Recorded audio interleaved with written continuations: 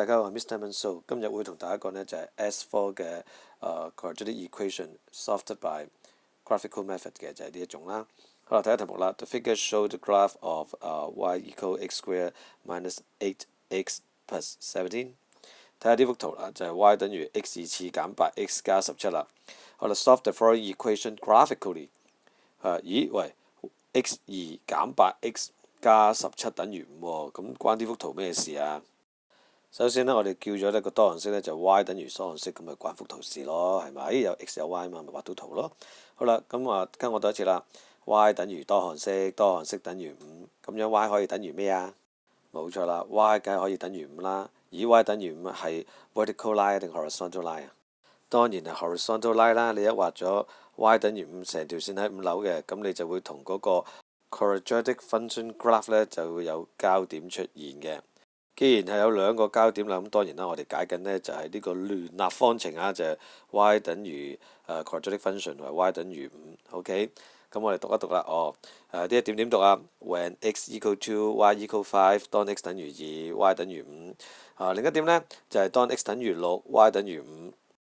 咁解呢一條咩 x 二次減 8x 加17等於5呢？而家就好簡單，就咁寫 by graphical methods，x 等於2 or x 等於6，咁就話搞掂啦。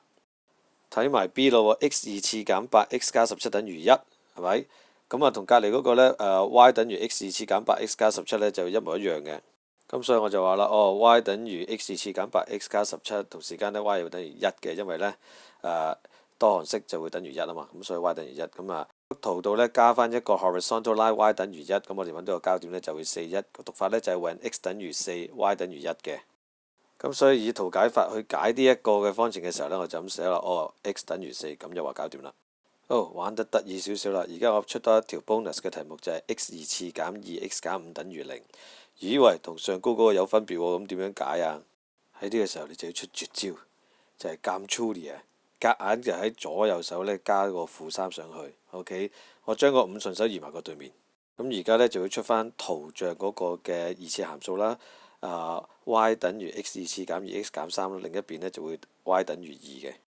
加咗條線之後，你發覺二次函數同埋水平線個相交點呢就會係-1.52同埋3.52嘅。咁所以呢 by graphical methods x equal minus 1.5 or x equal 3.5。OK， 呢條咁 tricky 你都搞掂啦。咁考試嗰條你實搞掂啦。多謝大家，拜拜。